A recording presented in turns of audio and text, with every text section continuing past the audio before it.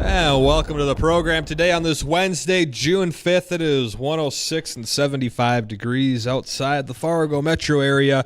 Numbers for the program, if you want to join in on our conversation for this afternoon, feel free to do so or ask some questions, 701-293-9000. And you can always use an email inbox at weatherorag@flagfamily.com, and the live stream comment box is available there on Facebook and YouTube Live. Now, we do have a rundown on the forecast coming up here in just a moment, as well as a handful of topics we're going to talk about.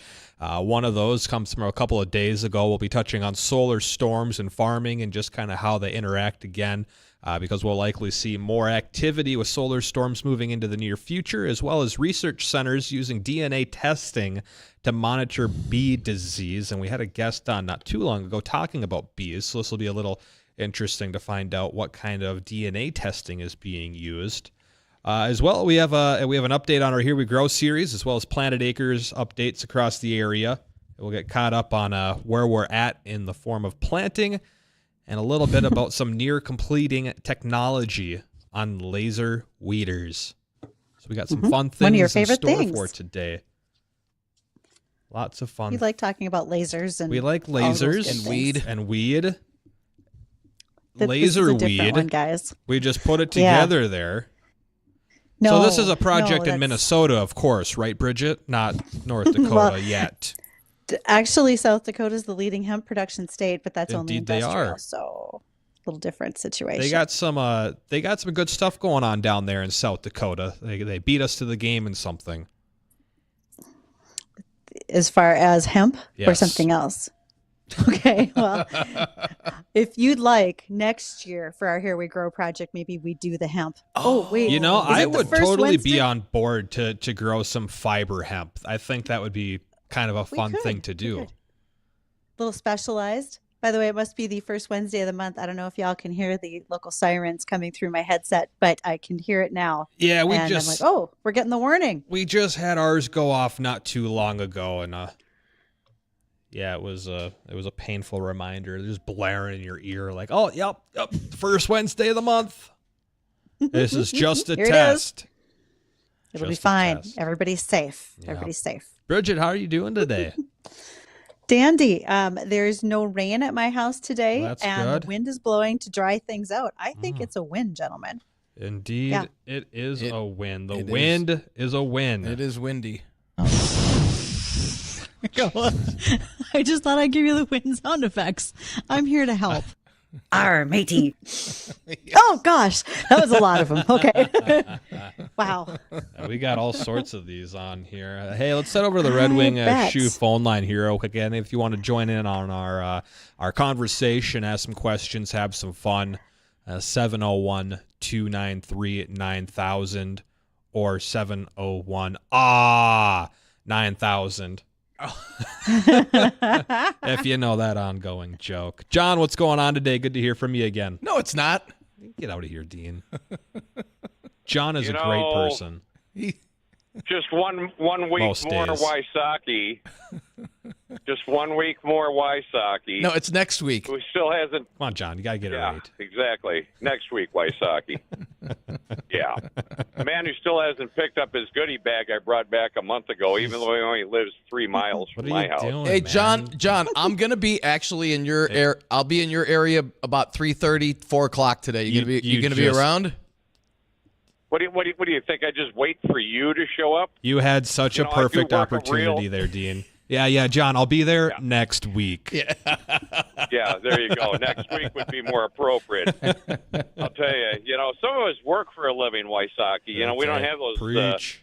banker's hours, like you do, to come and go to the golf course, Well, well, that too. Well, Yeah. tell you what, if you swing by the local place where we like to play Golden Tee, I'll buy you a drink.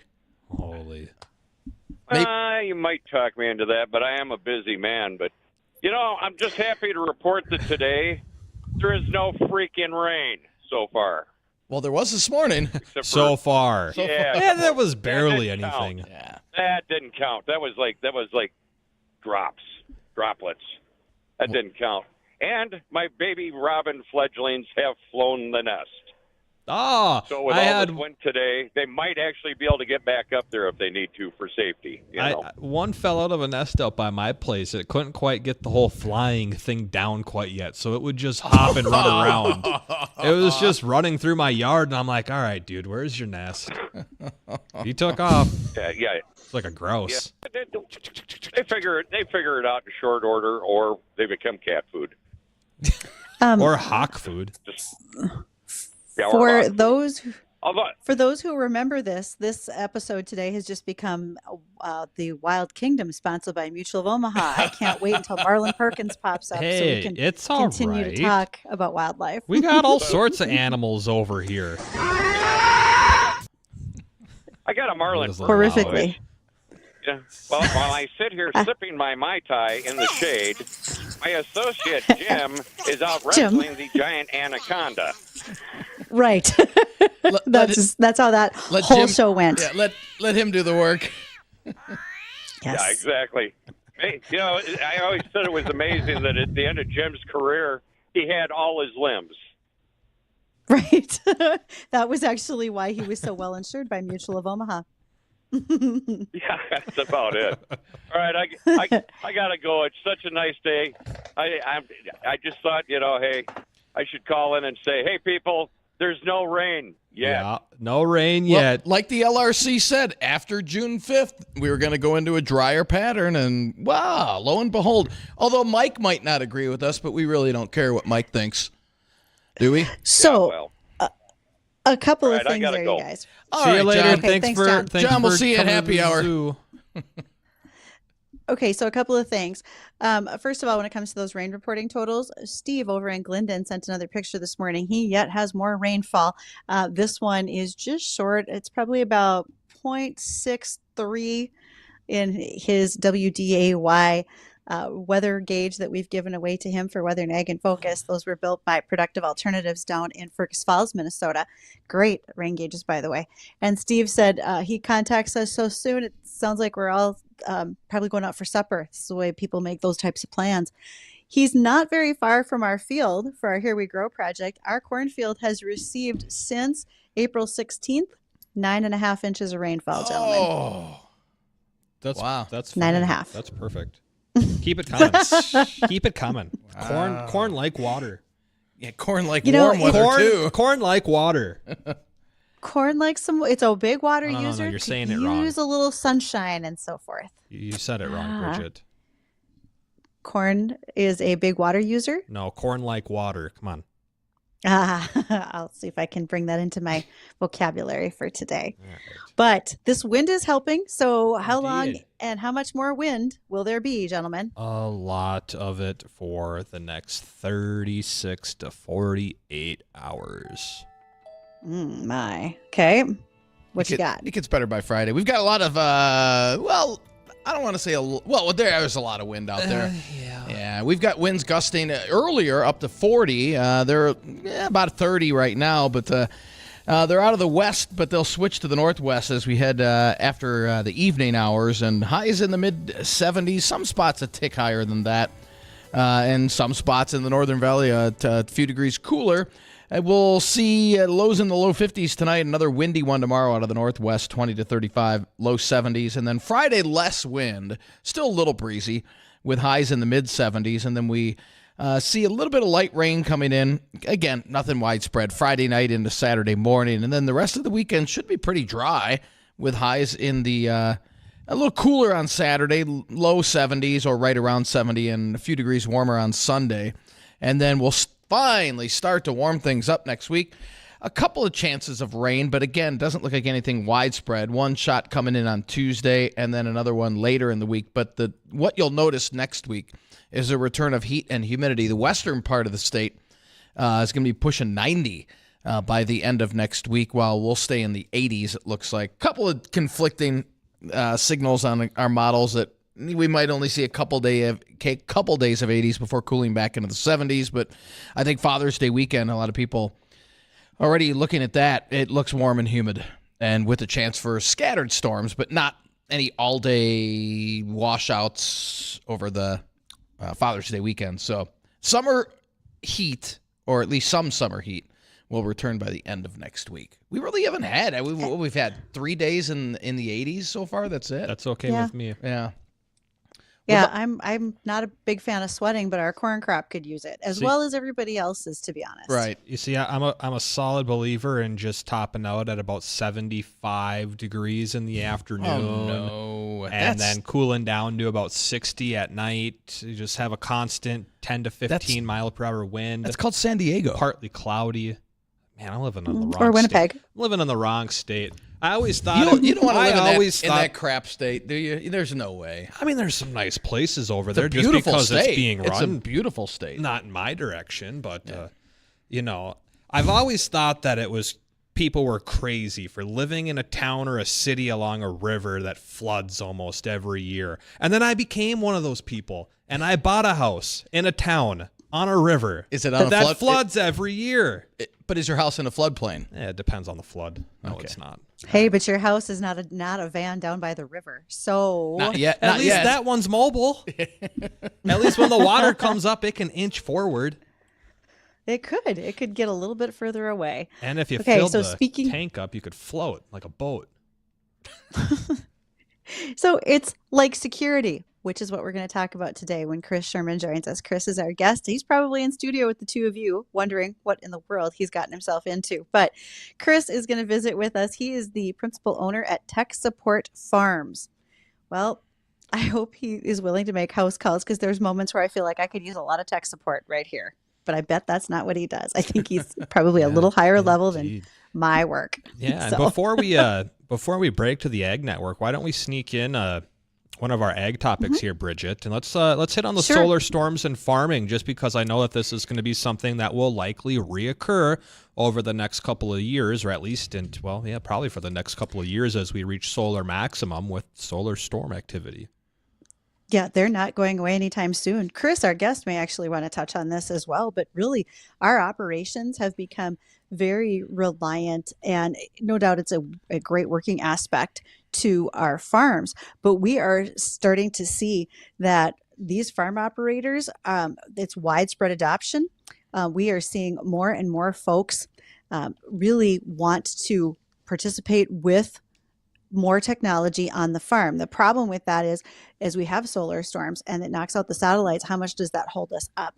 We saw that over that Mother's Day weekend, not everybody could get into the field the way they wanted. Not all planters ran. Some were off in their planting. They were having overlaps, which burns more seed, more diesel fuel. So the hope is that we will get some more safety nets built in so that we don't have those problems going forward. But solar storms are not going away. They will still continue to cause interference for us in a number of ways.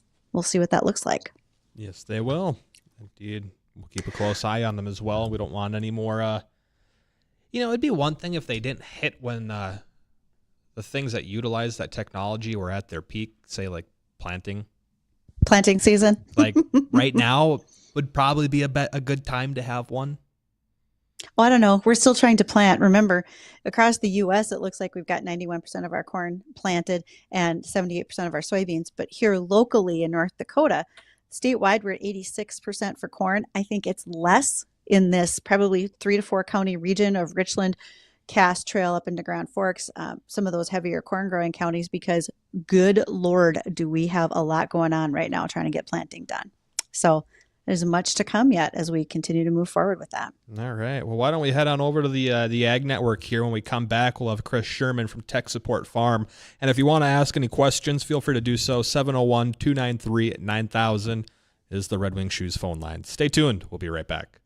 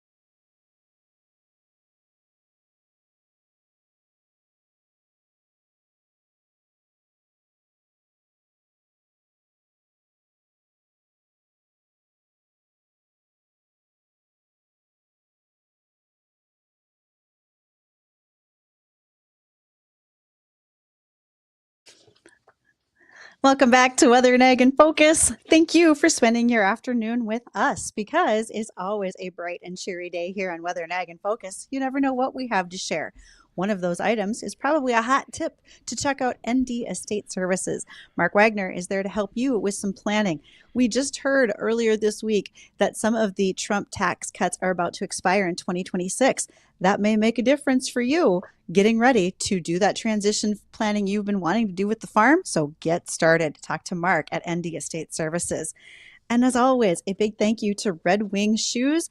Teresa and her folks over on the Main Avenue store do a fabulous job. Those shoes have been keeping me going in the field and at trade shows for quite some time. I highly recommend you stop in. I mean, we're in a rainy period. Why not go buy new shoes? Seems like a good time.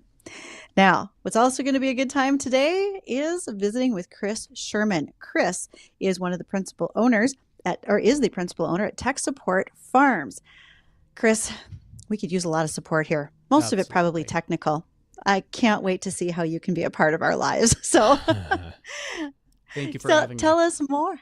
Absolutely. Tell us more about Tech Support Farm. What is it? What do you do? So Tech Support Farm is really it's a managed service or a managed security service provider, and our job is to protect the infrastructure that all of the farming technology lives on. And so that's your computers, your networks, your wireless networks, that sort of thing.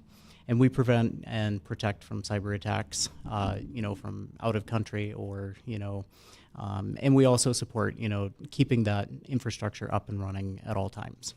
I think that leads right into a big in-your-face question is why does farming need cybersecurity? I mean, what's there on a farm that somebody would want a cyber attack? It's not like a Target where they have 1 million credit cards on file. What's the significance of that and why they need to worry about cybersecurity? So there's a couple primary issues. Number one, when we look at threat modeling inside of agriculture, we're really concerned about a couple primary things. Number one is phishing. And phishing attacks have been the number one problem in the United States, but in agriculture specifically, it is a huge, huge problem. Right. And that stems from the idea that phishing is through email and text messages, phone calls, that sort of thing. But the email phishing is actually being, they're spoofing, whether it's your credible vendors and stuff like that. And they're getting people to sign over money or, getting money out of your bank accounts, that sort of thing. Right. And phishing is when you click on a link, and when you do that, or you click on something and it basically gives whoever sent that link access into your phone 100%. or any of your information, the Yes. devices you do that in. And they're getting really smart at it as well. You said the whole email one. Yes. I've now actually had 3 phishing attempts on my phone through text messaging where they say, hey, this is USPS. We have one of your packages that's been held in processing or whatever. Click on this link. So, I mean, they're getting smart at it. It gets even worse than that because now the average amount of time that malware or spyware sits on your system is anywhere from 60 to 90 days, and they'll actually watch your habits and your activities, and they'll read your emails, and so they will know that the bank and you are working on a loan, and they're working through it. You two are working through it together, and they will spoof the bank and send you the e-sign documents and get you to e-sign, and you click on it, and your money's out the door. It is absolutely scary. Now, Chris, we were talking off air before we came on here about a co-op that got hit. Can you explain? Because this kind of goes into how this is important. You have to watch out. Explain what happened with this co-op. Okay, so Crystal Valley Cooperative out of Mankato, Minnesota. Yep. Back in 2021 in September, they had a ransomware attack. And the curious part about that was that the actors behind that attack, they knew that it was harvest, and they knew that it was the optimal time, and so they ransomed the entire place and shut the entire cooperative down. They had trucks backing up, and they basically forced the cooperative's hand. Same thing as JBS Meats in South Dakota back in 2021. They forced them for $11 million. Wow. Did they click on something they shouldn't have, or how did they get into their system? It can be any number of things. They can click on things that they shouldn't have. Again, with this whole phishing attack idea, it can be anything from Googling and clicking on a bad link to, malware that was downloaded through a PDF or any number of things. Wow.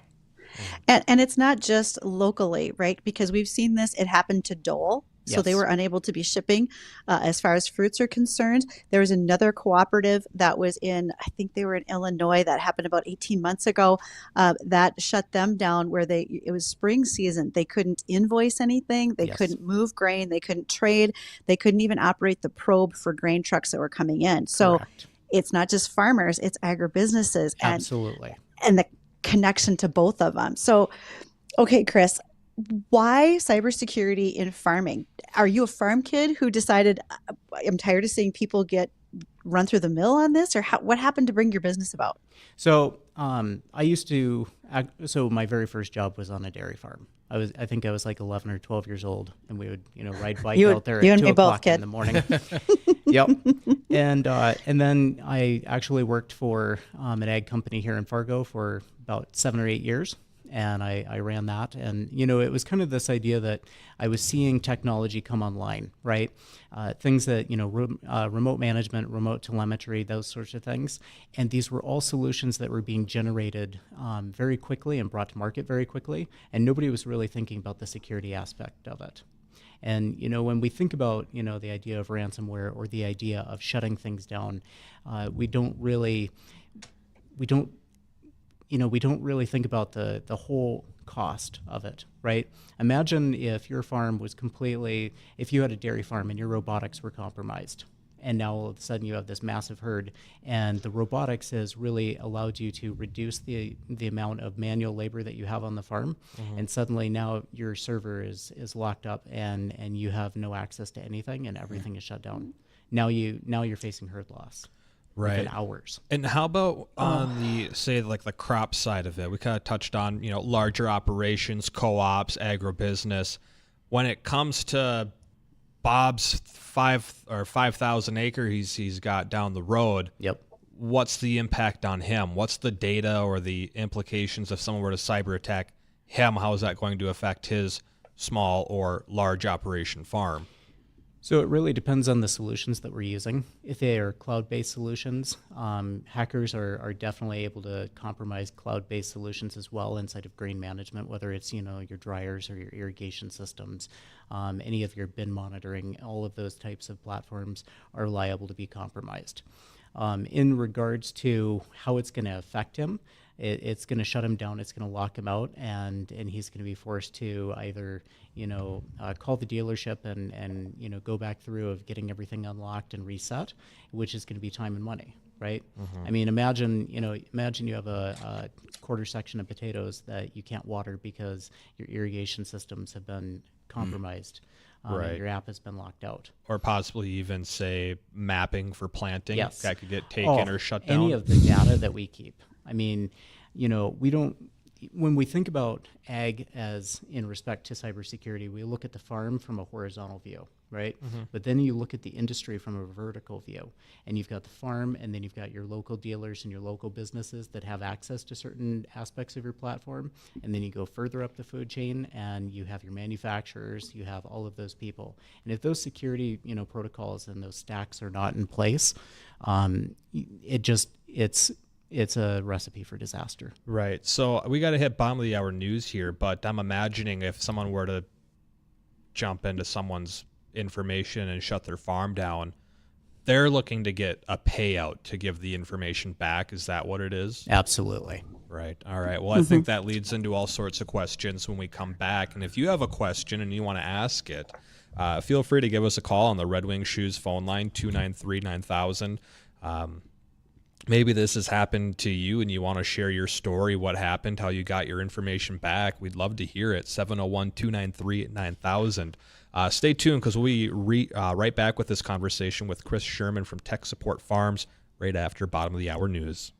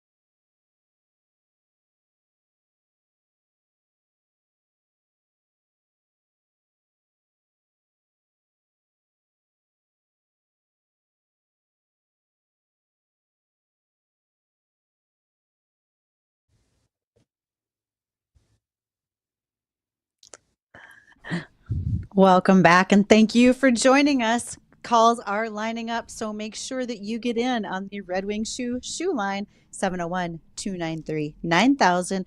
Plus, you can send emails if you're shy, and those can go to weather or ag@flagfamily.com, because the guys and I'll ask those questions of our guest, which is Chris Sherman. Chris is Tech Support Farms, and we have so many questions, but first of all, we want to make sure that we get to Al, who is waiting on line 1. He has a question for Chris. Yeah, hi. So, since there's no honor among thieves, do hackers ever get hacked? Absolutely. Yes. Hackers do get hacked.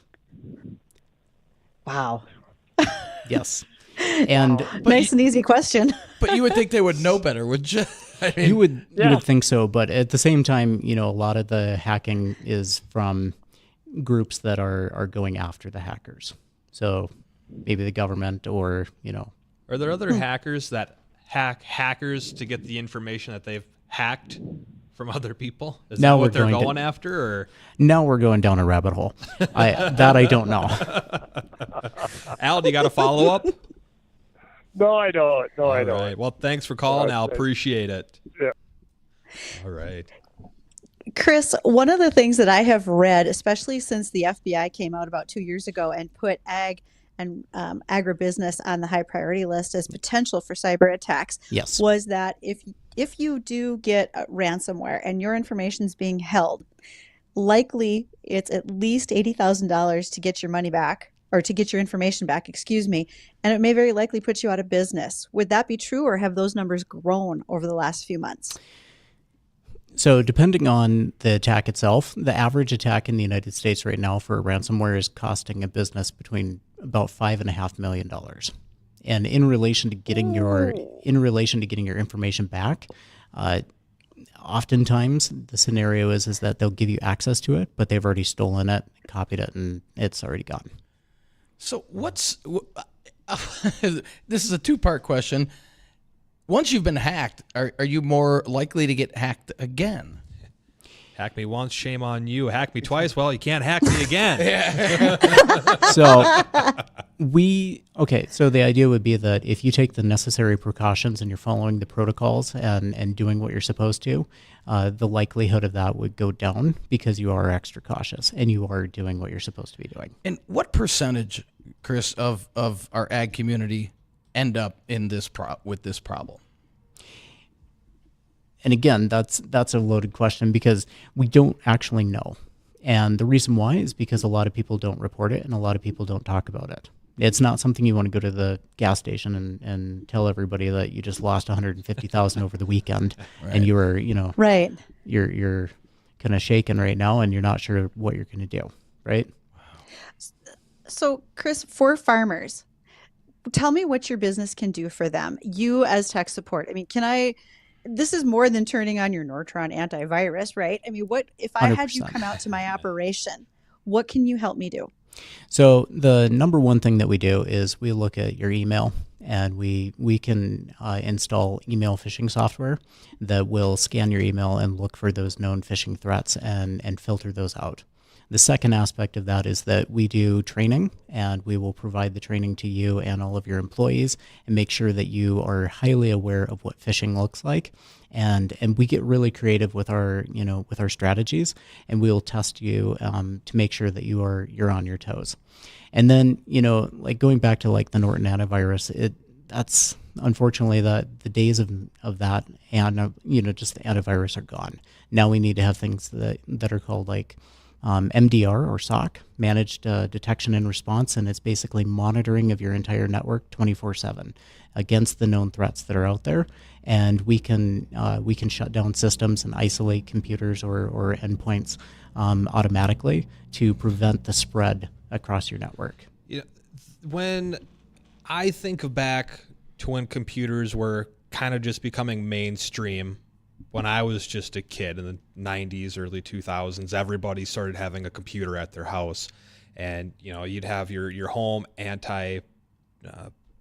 your threat protection, You'd be downloading stuff on the internet. You'd be on LimeWire downloading all your songs. Next thing you know, McAfee pops up. It says you have 500 ransomware and malware viruses on your computer.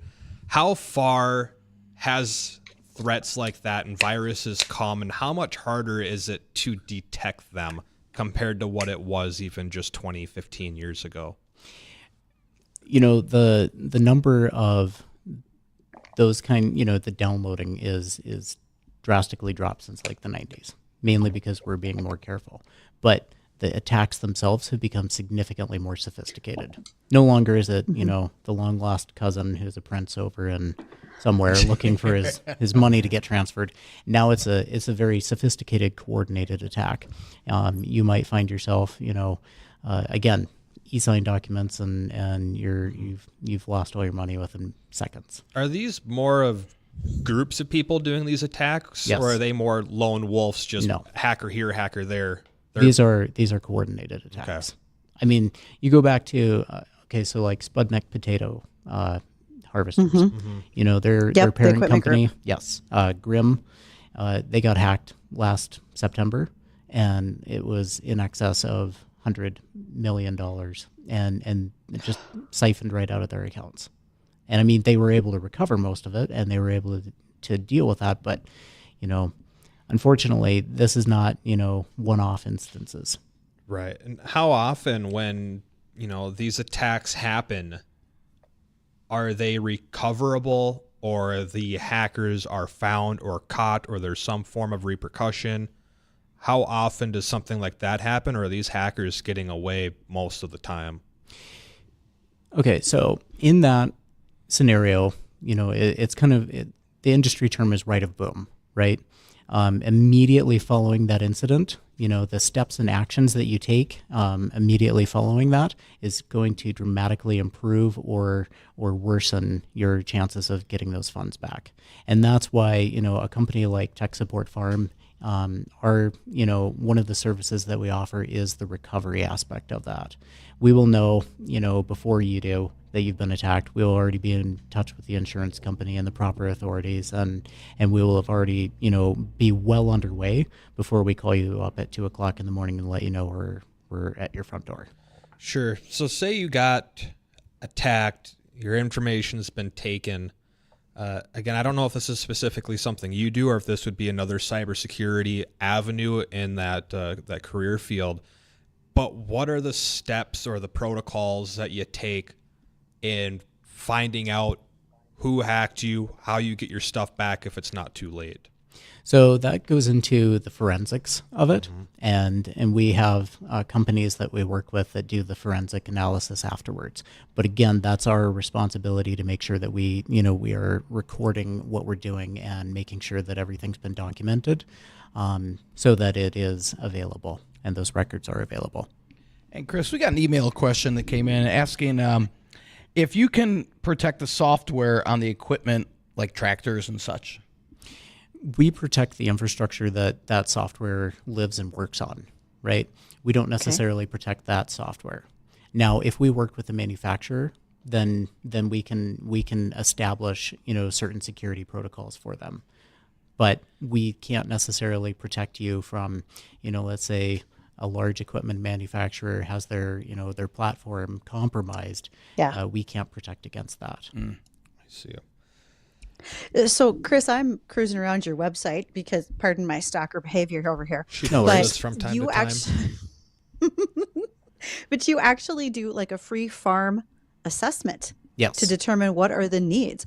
What are some of the things that you are asking, or what do you want people to know as they come in to look at that assessment? So we really want to better understand the operation. Are you a grain farm? Are you dairy? Are you, a rancher? And then from there, we establish, the size of your farm, the number of endpoints, the number of locations that you're working at. Are you guys using VPNs? Are you using, secure networks? Your emails, and we just try to get a better understanding of your overall, the architecture of your network.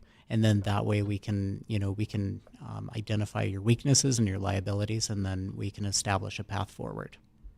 So, Chris, this isn't as easy as like back in the day. Just don't click on any link that looks that's not familiar. Quit playing your third-party games on Facebook, Dean. Yeah, right. What would be your best advice for anybody out there that's listening? Like, hey, I don't want this happening to me. Education. I mean, aside from, you definitely need to, take a proactive approach in your cybersecurity posture, but at the same time, it's education and being extremely mindful of what is coming in, because you are making the decisions. You, as the human, are the gateway into your space. And so if you realize that, this email seems a little off, you need to be checking that email address and verifying that looks right. Just don't go clicking on a link. Look at the link, hover over it and see if it's a website that you actually recognize. I mean, I can't tell you the number of websites that I've seen where they just transpose a letter or something inside of there, or they change it from .com to .io or something, and suddenly now you're on a fake website, and it looks legit. It 100% looks accurate. Totally does. There was a time where folks were told that Apple products were less easy to hack, that they weren't as much of a problem as, say, PCs, etc. Yes. Do you think that stands true, or does Absolutely it matter at all? not. No. And the reason why is because if you think about it, they're still an operating system and they're still vulnerable. There's just not as many of them out there. And so therefore it's not as common. And it's not as common because, it would be the same thing as saying that Ferraris are harder to break into. Well, there's not as many Ferraris sitting out there as there are Chevys. Sure. It's something that, yes, Apple products, they don't seem to have as many attacks, but it's simply because, there's just not as many in the market. Right. Chris, this is fantastic. I feel like we could question and answer you for hours on all of 100%. these things, but better yet, what about those who were listening and said, I need to talk to Chris? How are they going to do that? What do you suggest? You could go to our website and just send us a click on the form and the contact form, and we would be happy to get in touch with you. The other thing is next week is Tech and Ag, or Ag and Tech Week. So we will be there as well. Our phone number, 701-446-8518. Call us anytime. We are an ag company, so we work after hours and on the weekends. We encourage people to call anytime. And your website one more time, Chris? Is techsupport.farm. Okay. Techsupport.farm.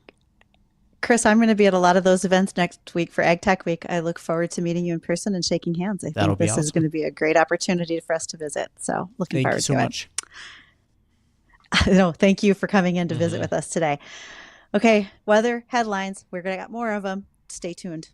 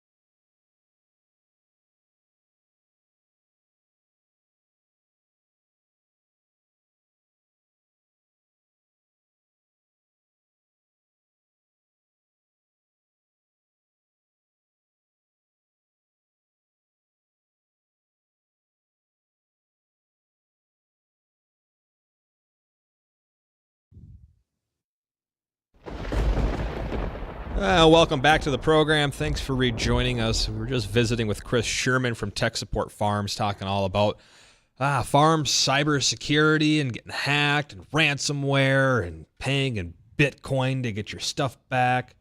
Very interesting stuff, and all that's become such a huge topic in today's world, and just how common getting hacked has been. And Chris was saying Okay, that it's interesting. It's interesting, but it's frightening, you guys. Right? I know. Well, And he was saying the FBI has labeled the ag community as one of the top 10 industries that are getting hacked. Yeah. And what was he saying off air? We were talking to him off air that he offers a $500,000 his insurance. services, they come with a $500,000 warranty for those cyber attacks, which is those usually a good agribusinesses, thing. the FBI stepped up all those warnings in 2022 and have been talking diligently about farmers and agribusinesses as being attack targets in cybersecurity. And as you look at the automation, look, we talked about solar flares at the beginning of our hour. All of that stuff is continuing to compound what happens on the farm. As we see more automation, more of those attacks are going to happen, and more of those interruptions, which what does that do? It interrupts supply chain, food supply, all of those things. So it's in everyone's best interest to make sure that we're safe. It really does.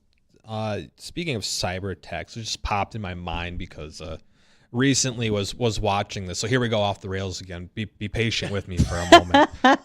Okay. Do you guys remember back in 2015, and I think this was one of the bigger incidences that really put cyber attacks on everyone's radar, was the Ashley Madison cyber attack from Canada. It was. I heard about that. Do you remember that? Wasn't it some sort of off-color dating site, and then it just outed a ton of people who were on it. It was an affairs or a married affair hookup website, and it was going to expose a lot of high-profile names. And one person hacked into this, and they released 30 million members. Information, names, addresses. Whoops. So 30 million people worldwide who set up on this Life is Short, Have an Affair website had all their information leaked across the world. Mm-hmm. They have a documentary on it. I was watching it on Netflix the other day. I think it's just called Ashley Madison Cyber Attack or something like that. It's a 3-hour documentary or 3 episodes, but it was really interesting, and they follow behind a few people that were affected by that breach and security, as well as the people who worked at Ashley Madison. And I don't know, it was pretty well done. I mean, there's a few things I think they could have done better, but it was really interesting to listen to it. Wow. So much stuff that you just don't even think about. That's amazing. It is. Well, why don't we get back on the rails here and wrap up here on the laser weeder nearing completion, Bridgette. Blow my mind. I am excited to see this type of thing coming forward. There's more venture capital money that has been put into this type of thing because you see less labor in the workforce for ag who want to do this type of thing. You see folks that want to reduce the amount of pesticides potentially that they're using in certain crops. And there are some crops that just don't have a lot of options besides labor. And so a laser weeder has been developed. It's a 20-foot machine, covers about 2 acres in an hour. Of course, as this thing continues to progress, it's going to get smarter because it's using AI to identify what's a weed versus what's a crop. And it's just going to get better and better at doing its job out in the field. It can run 24 hours a day, so it can start to cover more ground. It's certainly going to start in smaller specialty cropping areas, not a section of corn or anything like that. So things are going to grow and get better with this project, but it's pretty neat to follow. I'm watching an account on Twitter. They're using it in New York at Cornell, and it's been fun to watch this researcher and the more work that she's done with it. It's been very cool. Very, very interesting. And why don't we go ahead and wrap on up with a check on the forecast out there, because I know it's a little windy, I've been told. Yeah, wind advisory continues in effect with winds gusting close to 40 over much of the area, low 70s in the northern valley, mid 70s in the southern valley, and we'll stay pretty much in that general area for the rest of the afternoon. And then tonight, we're still going to remain windy, but winds shift to the northwest, about 20 to 35, 52 for a low. And another windy day on Thursday, But that's all right. It'll help dry a lot of this out with northwest winds 20 to 35 tomorrow and highs only in the low 70s. Lighter winds, but still a little breezy on Friday, low to mid 70s, and then slight chance of showers. Again, these are nothing widespread. Friday night into Saturday, and then should be dry the rest of the weekend. A little chilly on Saturday, around 70, low 70s on Sunday, and then by the end of next week, we do return to heat and humidity with temperatures in the 80s. So that's good news there. Finally see more signs of summer, and we should. We're heading into the middle of the month, so it's about time. All right? Yeah. You like the 70s, I know. I like the 70s. I like to leave the window open when I sleep in the winter. I'm weird, man. Really? Give me a break. Wow. I'm Indeed. adjusted on that one. Yeah. See, windows open in the winter. That's what blankets are for, man. You throw three of Good them point. on. The bedroom's 60 degrees. Now that is comfortable. Anyway, Yep. we're out of here. The Jay Thomas Show's next.